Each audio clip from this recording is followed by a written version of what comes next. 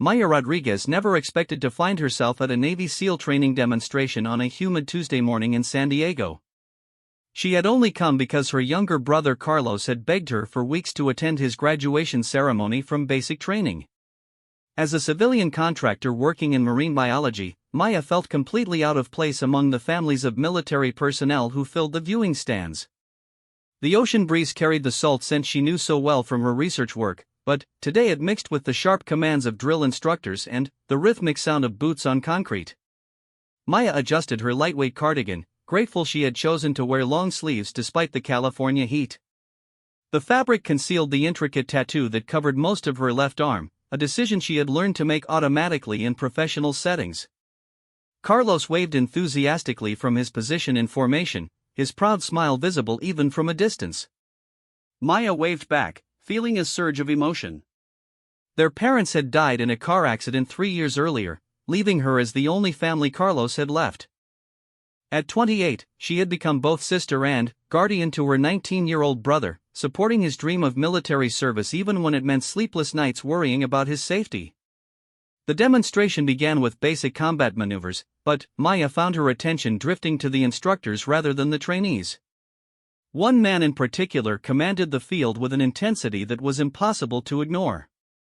Commander Jake Mitchell moved with the fluid precision of someone who had spent years perfecting every motion. His dark hair was regulation short, and his uniform bore the insignia of the Naval Special Warfare Command. Even from the viewing stands, Maya could see the focus in his eyes as he guided the trainees through their exercises. Commander Mitchell had been leading SEAL training operations for over a decade.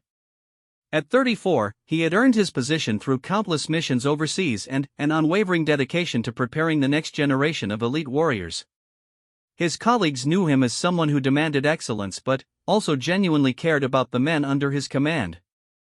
What they didn't know was that beneath his professional exterior, Jake carried scars from missions that had taken friends and left him questioning whether he still had room in his life for anything beyond his duty.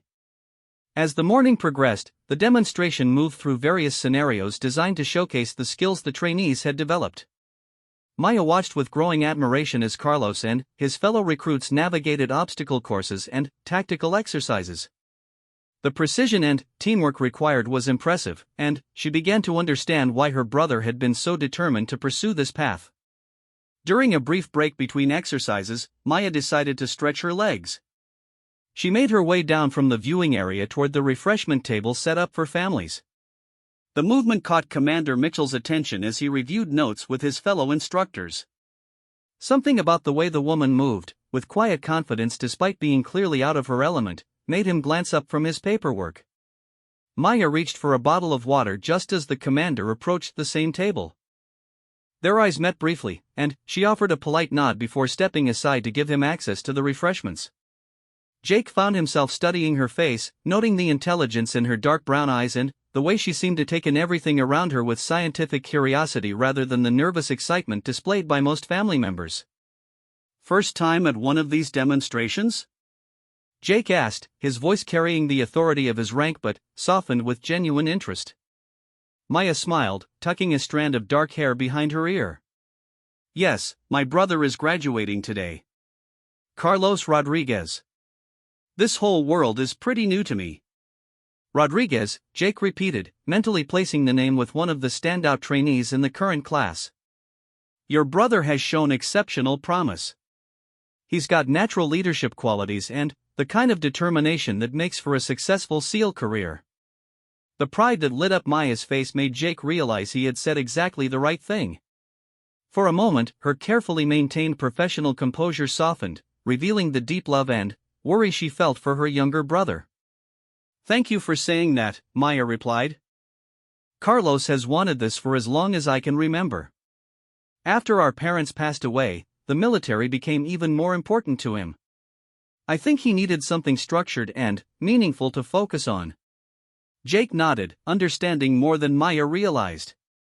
He had seen many young men join the SEALs seeking purpose after loss, and the best of them channeled that grief into unwavering dedication to their teammates and mission. The conversation was interrupted by the announcement that the final exercise was about to begin. Maya excused herself and returned to the viewing area, but Jake found his attention divided for the rest of the demonstration. Something about the woman had intrigued him beyond their brief exchange. Perhaps it was the way she had spoken about her brother's dreams with such selfless support, or the hint of her own strength that showed through despite her obvious unfamiliarity with the military environment.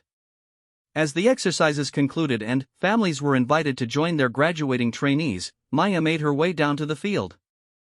Carlos ran toward her with the biggest smile she had seen since their parents' funeral, and she embraced him tightly, feeling the solid muscle he had built during his training. "Maya, I can't believe you actually came," Carlos said, pulling back to look at his sister. "I know this isn't really your thing, but it means everything to me that you're here." "I wouldn't miss it for anything," Maya replied, meaning every word. "I'm so proud of you, Carlos. You've accomplished something incredible." As they talked, Commander Mitchell approached with several other instructors and family members. The congratulatory atmosphere was warm and genuine, with stories being shared about the challenges the trainees had overcome. Maya listened as Jake spoke about Carlos's performance, noting how the commander took time to mention specific instances where her brother had shown leadership or helped struggling teammates. During the informal reception that followed, Maya found herself in several conversations with other family members and military personnel. Her background in marine biology sparked interest among several people, particularly when she mentioned her research on ocean ecosystems and their impact on naval operations. The conversation was engaging, and Maya began to relax into the environment despite her initial discomfort. Commander Mitchell noticed how naturally Maya engaged with people despite being an outsider to military culture. Her scientific background gave her a unique perspective on topics that others in his world rarely considered, and her obvious intelligence made every conversation more interesting. As the afternoon wore on, Jake found himself looking for opportunities to continue their earlier conversation. The moment that changed everything came as Maya was saying goodbye to Carlos before he left with his unit for additional training. The California heat had intensified, and Maya unconsciously pushed up the sleeves of her cardigan while hugging her brother. For just a few seconds, the intricate tattoo on her left arm was visible to anyone nearby. Commander Mitchell happened to be standing within view when Maya's sleeve rode up, and what he saw made his blood run cold. The tattoo was not just decorative artwork but a detailed representation of a military insignia he recognized immediately. It was the emblem of a special operations unit that had been involved in a classified mission years earlier, a mission that had gone wrong in ways that still haunted those who survived it. Jake's reaction was instantaneous and intense. His face went completely pale, and he took an involuntary step backward as if he had seen a ghost. The professional composure he maintained so carefully cracked for just a moment, revealing the shock and confusion beneath. Maya noticed his reaction immediately, following his gaze to her exposed tattoo before quickly pulling her sleeve back down. The awkward moment stretched between them, filled with unspoken questions and sudden tension. Other people continued their conversations around them, oblivious to the silent drama playing out. Carlos was too excited about his graduation and upcoming assignments to notice the change in atmosphere, but Maya felt the shift like a physical force. Commander Mitchell excused himself abruptly from the group, walking away with quick, purposeful strides that suggested he was trying to process something significant. Maya watched him go, her mind racing with questions about what she had just witnessed. The tattoo that had caused such a reaction was deeply personal to her, connected to a part of her life that she rarely discussed with anyone. As the reception began to wind down, Maya said her final goodbyes to Carlos, promising to write regularly and visit whenever possible. But her thoughts kept returning to Commander Mitchell's reaction to her tattoo. The intensity of his response suggested that the military insignia meant something specific to him, something that had triggered memories or emotions he hadn't expected to encounter. Walking back to her car as the sun began to set over San Diego, Maya found herself thinking about the day's events. She had come to support Carlos and ended up having an experience that raised questions she wasn't sure she wanted answered. The tattoo on her arm carried a story that connected her to people and events from years past, a story that apparently intersected with Commander Mitchell's life in ways she was only beginning to understand. That evening, as Maya drove home along the coastal highway, she couldn't shake the image of the commander's face when he saw her tattoo. Something about his reaction told her that their brief encounter was not as random as it had seemed. The military world that had always felt foreign to her suddenly seemed much more connected to her own life than she had ever imagined possible. The story that had brought her to the SEAL demonstration was far from over, and Maya sensed that she was about to discover connections between her past and present that would challenge everything she thought she knew about her own history. Commander Mitchell's silent reaction to her tattoo was just the beginning of revelations that would change both their lives in ways neither could have anticipated. 3 days after the demonstration, Commander Jake Mitchell found himself unable to concentrate on routine training schedules and operational reports. The image of Maya Rodriguez's tattoo remained burned into his memory, bringing back details from a mission he had spent years trying to forget. The insignia she wore on her arm belonged to Operation Neptune's Arrow, a classified rescue mission from 7 years ago that had ended in tragedy and cover-up. Jake had been a lieutenant commander then, leading a small team tasked with extracting a group of civilian contractors who had been captured while conducting marine research in hostile waters off the coast of Somalia. The mission brief had been straightforward, but nothing about that night had gone according to plan.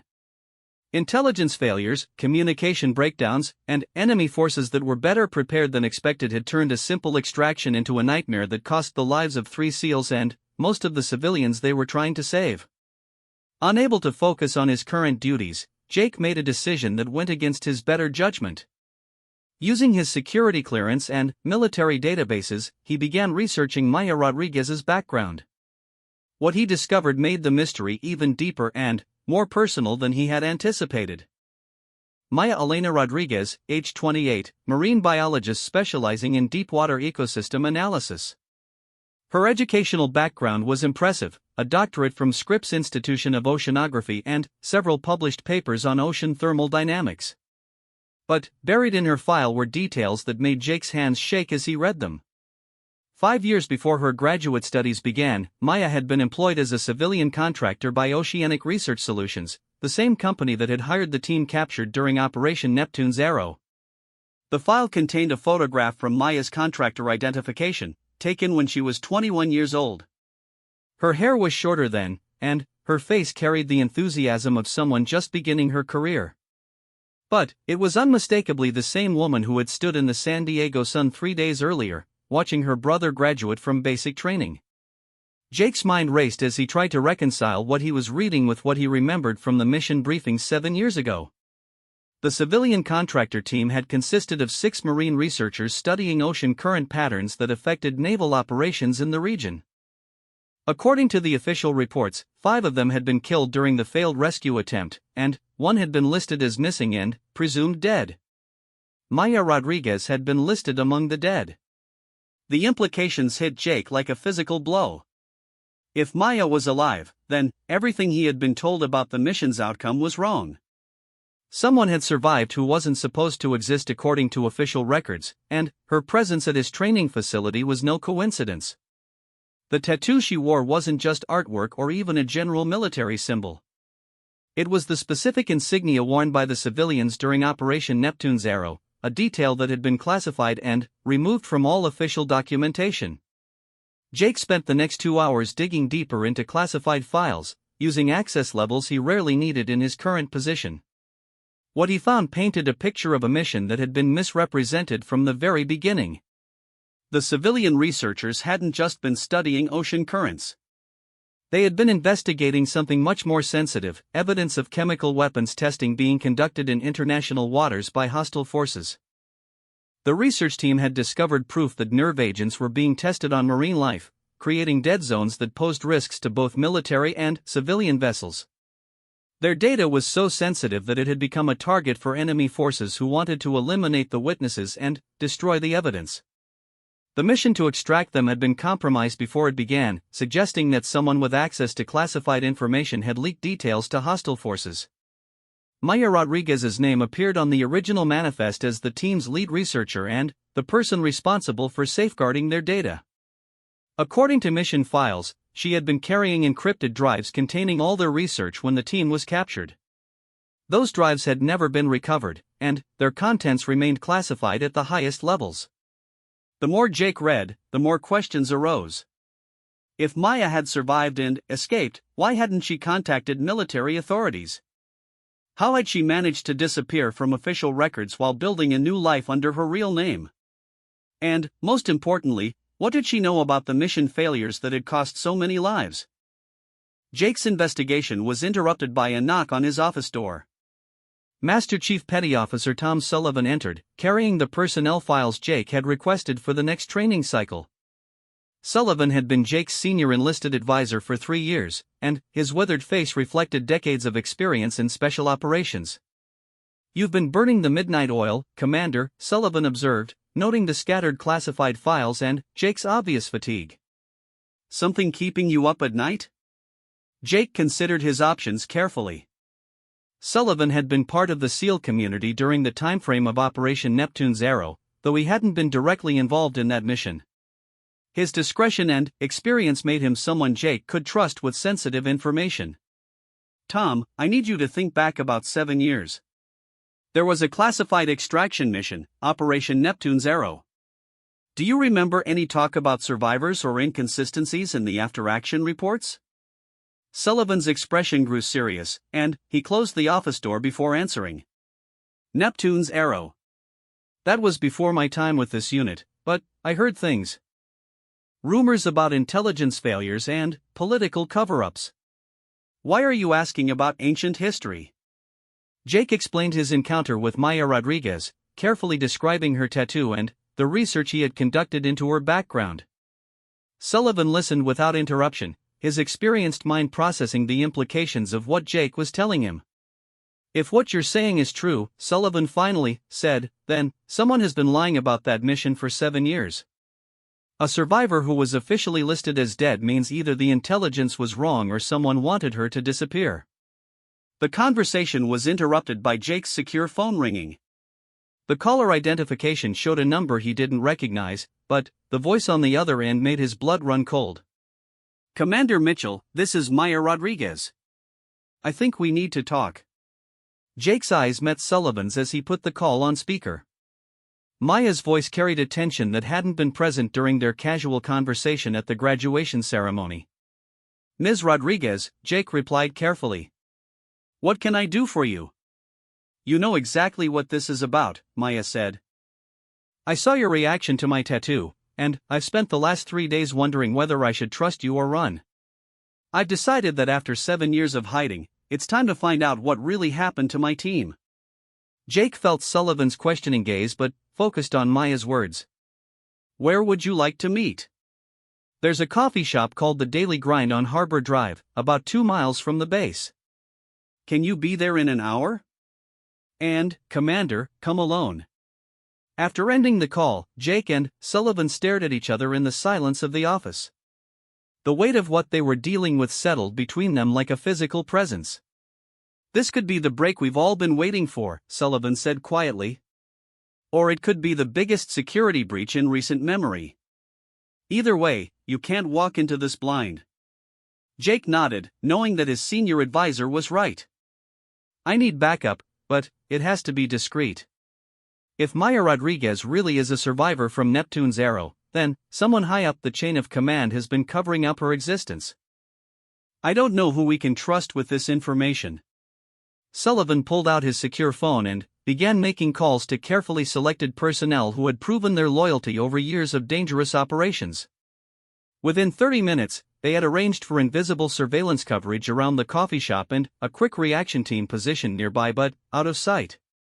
As Jake prepared to leave for the meeting, Sullivan handed him a small recording device. "Whatever she tells you, we're going to need proof. If this woman has evidence about what really happened during Neptune's Arrow, it could change everything we think we know about that mission." The drive to the Daily Grind gave Jake time to think about the questions he needed to ask and the answers he might not want to hear. Maya Rodriguez had survived something that officially never happened, and her reappearance after 7 years suggested that the story he had been told about Operation Neptune's Arrow was far from complete. The coffee shop was busy with the usual afternoon crowd, providing good cover for both surveillance and private conversation. Jake spotted Maya immediately, sitting at a corner table with clear sightlines to all entrances. She had chosen her position like someone trained in operational security, another detail that didn't match her supposed background as a purely academic researcher. Maya looked up as Jake approached, and he could see the same tension in her eyes that had been present in her voice during the phone call. She had changed from the supportive sister he had met at the graduation ceremony into someone who carried the wariness of a person who had learned not to trust easily. "Thank you for coming," Maya said as Jake sat down across from her. "I wasn't sure you would." "I wasn't sure I should," Jake replied honestly. "According to official records, you don't exist." Maya's smile was bitter. "I've been very careful to make sure of that. For 7 years, I've built a life that doesn't connect to my past. But seeing you at Carlos's graduation, and the way you reacted to my tattoo, made me realize that the past has finally caught up with me." Jake leaned forward, lowering his voice despite the ambient noise of the coffee shop. "Tell me about Operation Neptune's Arrow." Maya's hands tightened around her coffee cup, and Jake could see her making a decision about how much to reveal. "You were there, weren't you? Part of the team that was supposed to extract us?" "I led that team," Jake confirmed. "And I've lived with the failure of that mission every day since it happened. We lost 3 good men trying to save people who were already supposed to be dead according to the intelligence we received." The pain in Maya's eyes was immediate and intense. "They weren't dead when you arrived, Commander. At least, not all of them. I know because I was there, and I saw what really happened that night." Maya reached into her bag and pulled out a small encrypted drive, placing it on the table between them. "Everything my team discovered is on this device. Chemical weapons testing, political cover-ups, and evidence that someone in the American military was feeding information to hostile forces. The data we collected was worth killing for, and almost everyone who knew about it did die." Jake stared at the drive, understanding that whatever information it contained would change everything. "Why didn't you come forward before now? Why hide for 7 years? Maya's expression hardened with old anger and fear. "Because the people who wanted my team dead weren't just foreign enemies, Commander. Someone on our side betrayed us, and, until I know who, everyone in uniform is a potential threat. The only reason I'm talking to you now is because Carlos trusts the military, and I refuse to let him walk into the same trap that killed my teammates."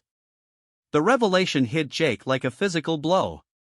If Maya was right about betrayal from within the American military, then Operation Neptune's Arrow hadn't just been a mission failure.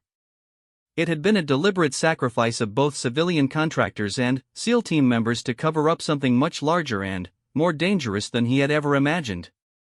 As Maya began to tell her story about that night 7 years ago, Jake realized that his whole understanding of his military service was about to be challenged.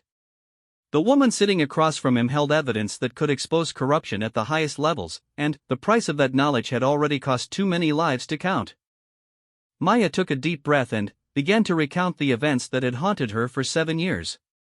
Her voice was steady, but Jake could see the emotional cost of reliving those memories in her eyes. "We had been in Somalia for 3 weeks, conducting what we thought was routine marine research. Our team was studying unusual chemical signatures in the water that were affecting local fish populations. What we discovered was far more sinister than we had expected." She paused to sip her coffee, and Jake noticed her hands trembling slightly. "The chemical signatures weren't from industrial pollution or natural phenomena. They were from systematic testing of nerve agents designed to kill marine life and create dead zones in strategic shipping lanes. The testing was being conducted by a combination of hostile foreign forces and mercenary contractors." Jake leaned forward, understanding the strategic implications immediately. Chemical weapons that could disrupt naval operations by creating no-go zones in international waters. "Exactly," Maya confirmed. "But here's the part that changed everything. The testing wasn't just being observed by foreign powers. Someone in American intelligence was coordinating with the people conducting the tests. We found communication logs, financial transfers, and operational plans that showed direct collaboration." The coffee shop seemed to fade into background noise as Jake processed what Maya was telling him. "You're saying there was an American intelligence asset working with hostile forces to develop chemical weapons?" Maya nodded grimly. "Not just working with them. Providing them with classified information about American naval routes, submarine patrol patterns, and strategic vulnerabilities. The data we collected proved that someone high up in the intelligence community was committing treason on a massive scale. She reached for the encrypted drive on the table. Everything is on here. Communications intercepts, financial records, chemical analysis reports, and photographs of the testing facilities. My team spent weeks collecting evidence that could have prevented those weapons from being deployed against American forces. Jake's mind raced through the implications. If your team had that kind of evidence, why were you captured instead of extracted immediately? Maya's expression turned bitter. Because someone knew what we had found and wanted to make sure it never saw the light of day. Our extraction coordinates were leaked to hostile forces. The safe house where we were supposed to wait for pickup was compromised before we even arrived. Everything about our rescue was sabotaged from the inside. The pieces of the puzzle began falling into place for Jake. The intelligence failures that had plagued Operation Neptune's Arrow suddenly made sense if someone had been deliberately providing false information to ensure the mission's failure. "Tell me about that night," Jake said quietly. "What happened when my team arrived?" Maya closed her eyes for a moment, and Jake could see her reliving memories she had tried to forget. "We had been held for 18 hours when we heard the explosions that signaled your arrival. The facility where we were being held was a converted fishing warehouse near the coast. Most of my team was being held in a central room, but I had been separated for interrogation." Her voice grew quieter as she continued. "The interrogation wasn't just about our research. They knew specific details about classified American operations that they could only have gotten from someone with high-level security clearance. They were trying to get me to confirm intelligence they had already received from their American contact." Jake felt a chill run down his spine. "What kind of details?"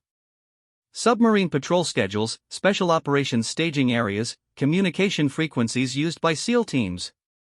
Maya's eyes met Jake's. They knew about Operation Neptune's Arrow before it was even launched.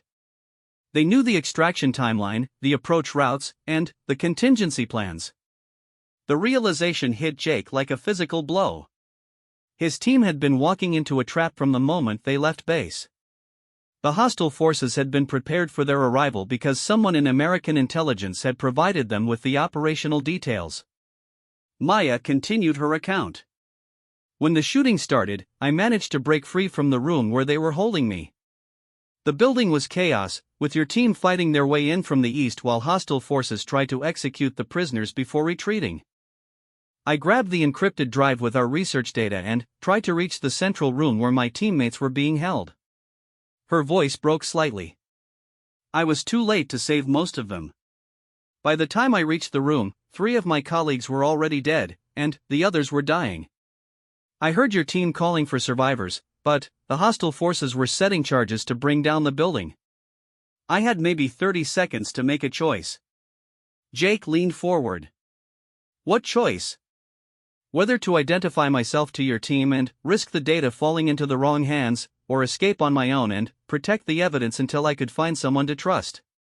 Maya's eyes filled with tears she had held back for 7 years. "I chose to run. I grabbed emergency gear from a supply room and escaped through a drainage tunnel that led to the harbor." The weight of Maya's decision settled between them. She had saved the evidence, but at the cost of remaining hidden while everyone believed she was dead.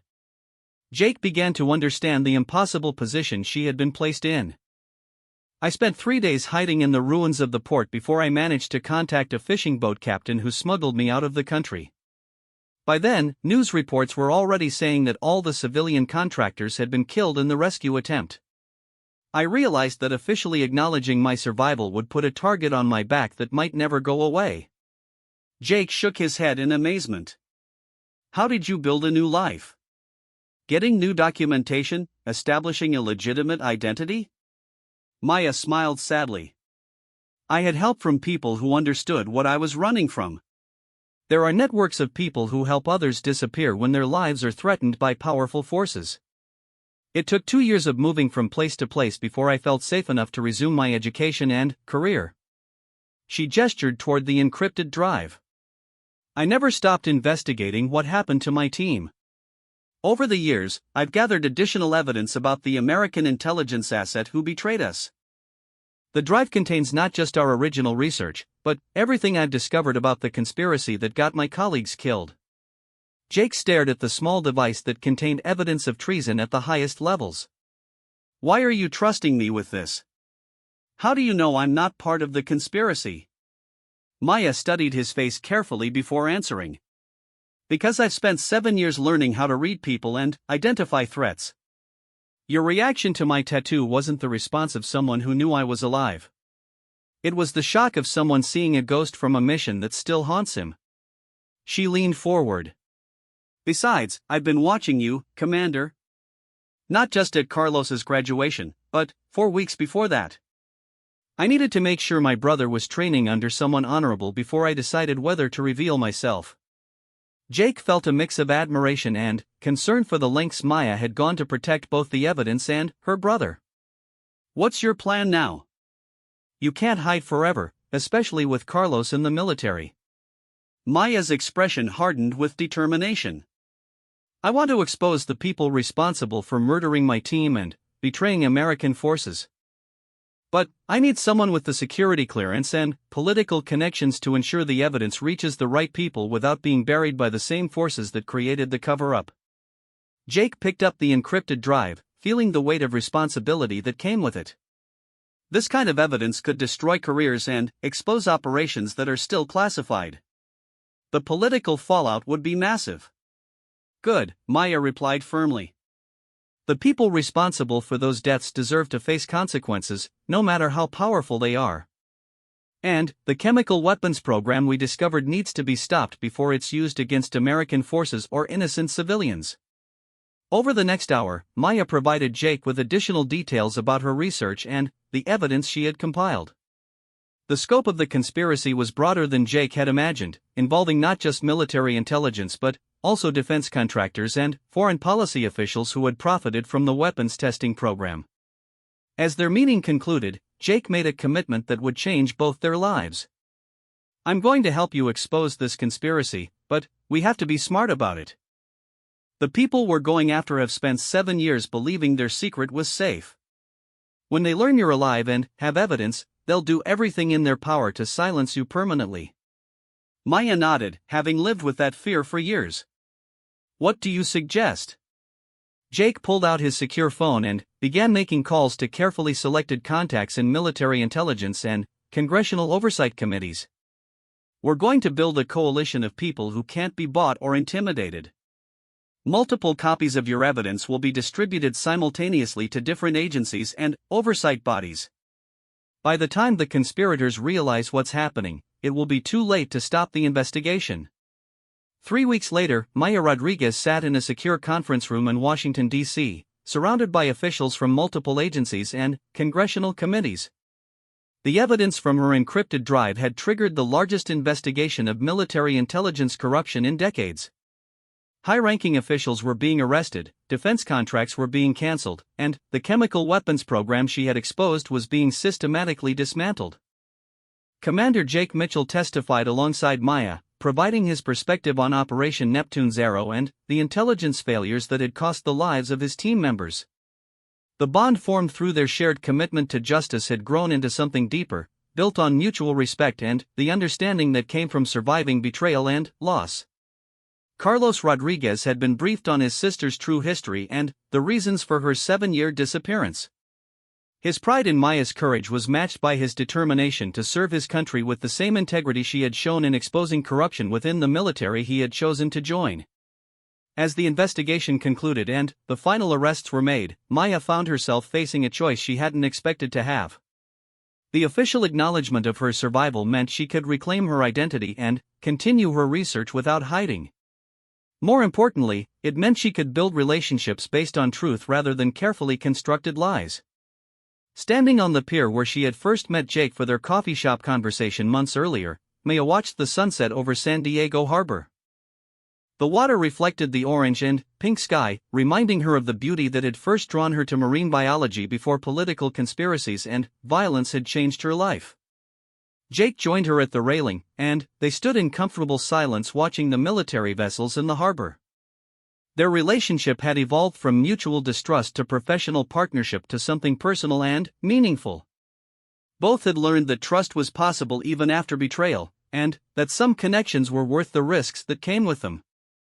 Any regrets about coming forward? Jake asked quietly. Maya considered the question carefully. About exposing the conspiracy? Never. About the 7 years of hiding? Sometimes. But I think everything happened the way it needed to. Carlos is safe, the people responsible for my teammates' deaths are facing justice, and I finally have the chance to build a life based on truth instead of carefully constructed lies. Jake nodded, understanding the weight of the choices Maya had made and the courage it had taken to see them through. What's next for you? Maya smiled, feeling optimistic about the future for the first time in years. I'm going back to my research, but with a new focus. I want to use my experience to develop better methods for detecting chemical weapons in marine environments. Maybe I can prevent other teams from walking into the same kind of trap my colleagues faced. She turned to face Jake directly. And I'd like to continue working with you, if you're interested. The military could use advisors who understand both the scientific and security aspects of environmental threats. Jake's answer was immediate. I can't think of anything I'd rather do than work alongside someone who's proven they'll fight for what's right, no matter the personal cost. As they walked back toward the base together, Maya reflected on the journey that had brought her to this moment. She had come to Carlos's graduation ceremony expecting nothing more than to support her brother's military career. Instead, she had found the courage to emerge from 7 years of hiding and the opportunity to build a future based on truth and justice. The tattoo on her arm no longer represented just the memory of lost colleagues and failed missions. It had become a symbol of survival, determination, and the power of truth to overcome even the most powerful conspiracies. Maya Rodriguez had finally come home.